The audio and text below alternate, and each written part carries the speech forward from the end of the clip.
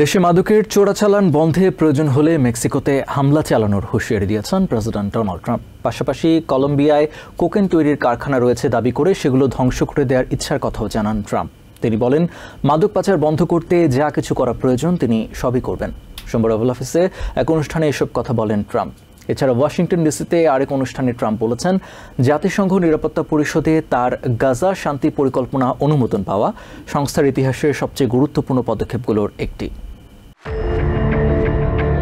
মাদক চোরাকারবারিদের বিরুদ্ধে ব্যাপক সামরিক অভিযানের অংশ হিসেবে মেক্সিকোতে হামলা চালানোর বিষয়েও বিবেচনা করছেন প্রেসিডেন্ট ট্রাম্প। সোমবার ওভাল অফিসে সাংবাদিকদের সঙ্গে আলাপকালে মেক্সিকোতে হামলা বা সেখানে আমেরিকার সেনা পাঠানোর সম্ভাবনার বিষয়ে জানতে চাওয়া হলে ট্রাম্প নিজেই এমন ইঙ্গিত দেন। Would I launch strikes in Mexico to stop drugs? It's okay with me. Whatever we have to do to stop drugs. মেক্সিকোতে বড় সমস্যা আছে বলে মন্তব্য করেন Trump. There's some big problems over there. If we had to, would we do there what we've done to the waterways? You know, there's almost no drugs coming in through our waterways anymore. Mexico সরকারের অনুমতি নিয়ে সেখানে হামলা চালাবেন কিনা এমন প্রশ্নের জবাবে তিনি বলেন, তার অবস্থান সম্পর্কে মেক্সিকো জানে। I've been speaking to Mexico. They know how I stand. We're losing hundreds of thousands of people to drugs. So now we've stopped the waterways, but we know every route.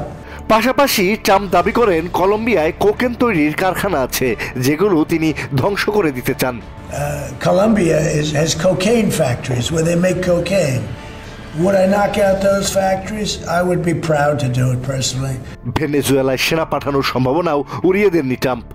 I don't rule out that. I don't rule out anything. We just have to take care of Venezuela. They dumped hundreds of thousands of people into our country from prisons. Saudi আরবের crown prince Mohammed বিন সালমানের সঙ্গে মঙ্গলবার white হাউসে হতে যাওয়া বৈঠকের প্রসঙ্গে president জানান, সৌদি আরবের কাছে আমেরিকার নির্মিত F-35 যুদ্ধ বিমান বিক্রির অনুমোদন দেওয়ার পরিকল্পনা করছেন তিনি। Yeah, I will say that we will be doing that. We'll be selling F-35s. এর আগে 2026 ফুটবল বিশ্বকাপ নির্বিঘ্নে আয়োজনের লক্ষ্যে হোয়াইট হাউসের গঠিত টাস্ক ফোর্সের সদস্য ও ফিফার প্রেসিডেন্ট জিয়ানি ইনফ্যান্তিনোর সঙ্গে বৈঠক করেন প্রেসিডেন্ট ট্রাম্প। টাস্ক ফোর্সের চেয়ার হিসেবে রয়েছেন ট্রাম্প নিজেই। It's expected to drive more than $30 billion, Johnny. I don't know about that. That sounds like a lot of money. No, that's true. Are you sure? 100%. এ সময় Trump জানান, বিশ্বকাপের ম্যাচের টিকিটধারী বিদেশিদের জন্য অগ্রাধিকার ভিত্তিতে ভিসার অ্যাপয়েন্টমেন্ট দেওয়ার ব্যবস্থা চালু করা হবে। বিষয়টি স্পষ্ট করেন state secretary Marco Rubio. Your ticket is not a visa. It doesn't guarantee admission to the U.S. It guarantees you an expedited appointment. You're still going to go through the same vetting.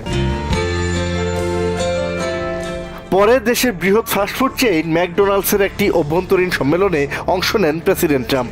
সেখানে দেয়া বক্তৃতায় তিনি দাবি করেন, বর্তমানে আমেরিকার স্বর্ণযুগ চলছে।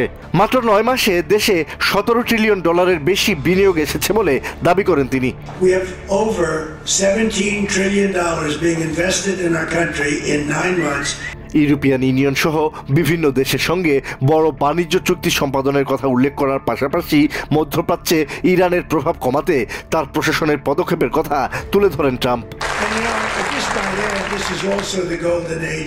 গাজায় শান্তি প্রতিষ্ঠার জন্য তার পরিকল্পনার কথাও উল্লেখ করেন ট্রাম্প। বলেন, বোর্ড অফ পিসের কার্যক্রম হবে পুরোপুরি নতুন ধরনের।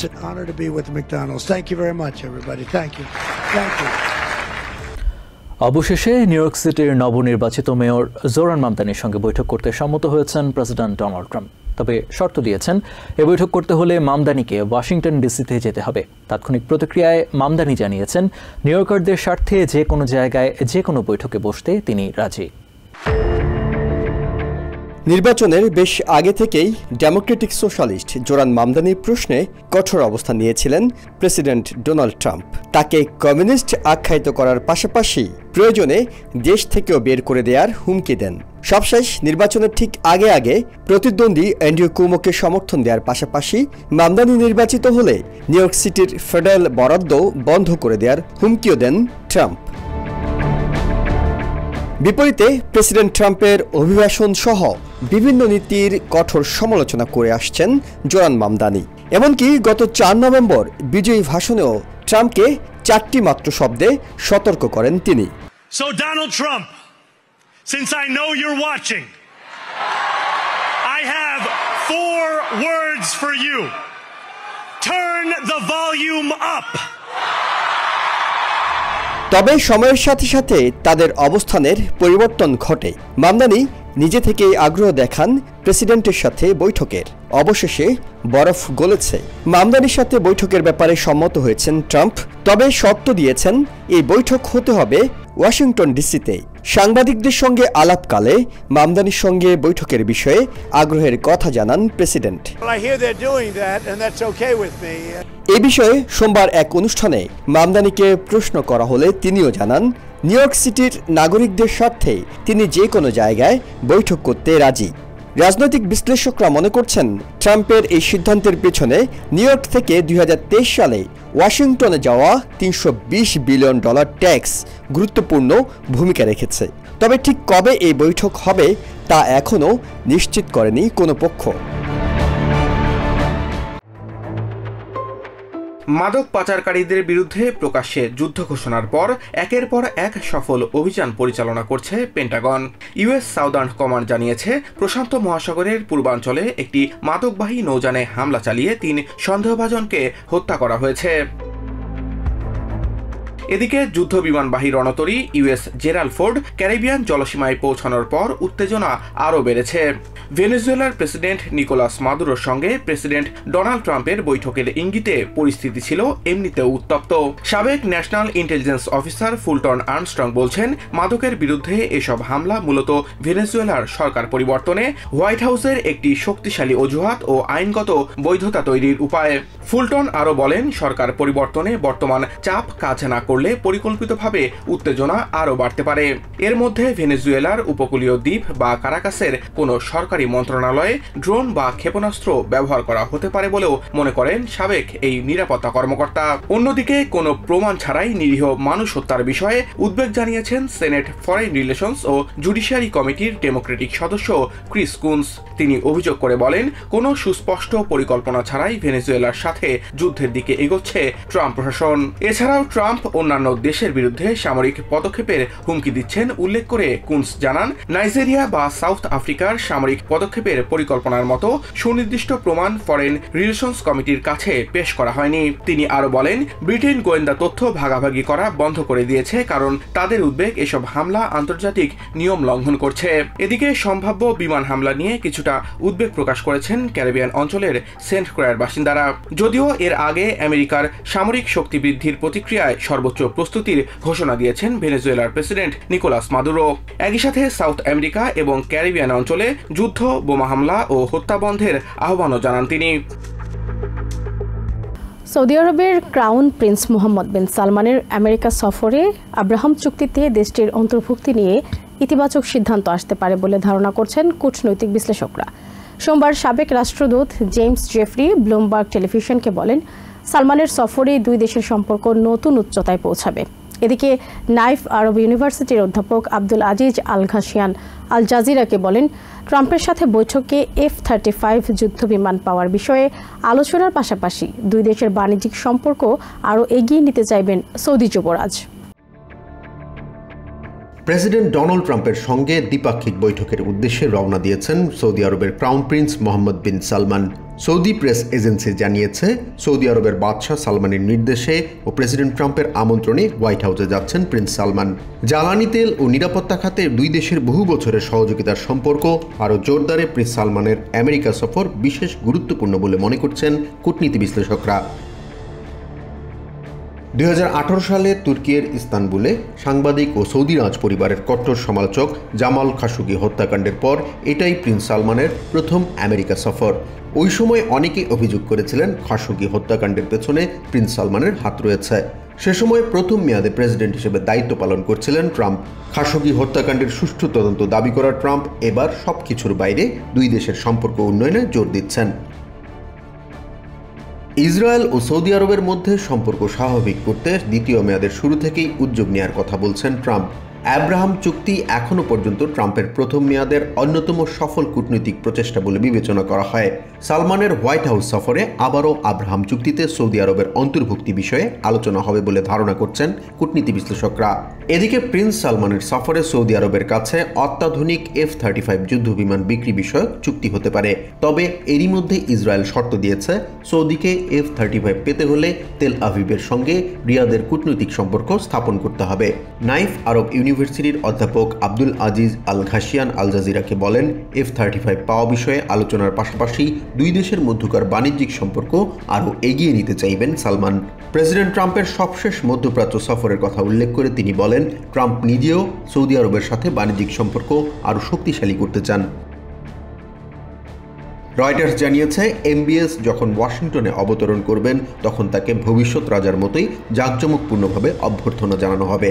সংস্কারবাদী হিসেবে MBS আধুনিক ইতিহাসে রাজতন্ত্র শাসিত সৌদি আরবের গুরুত্বপূর্ণ ব্যক্তি হিসেবে আবির্ভূত হয়েছেন।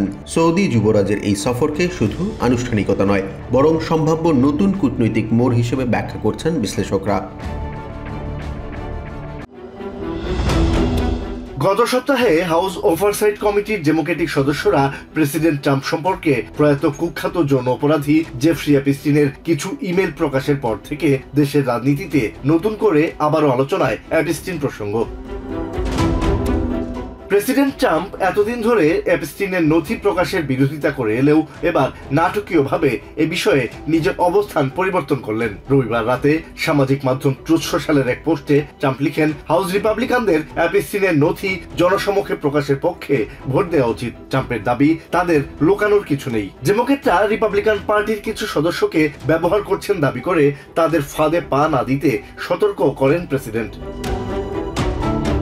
পরে সোমবার হোয়াইট হাউসে এক অনুষ্ঠানে এ নিয়ে সাংবাদিকদের প্রশ্নের সম্মুখীন হন ট্রাম্প। তিনি দাবি করেন, অ্যাপস্টিনের সব বন্ধু ডেমোক্রেট ছিল।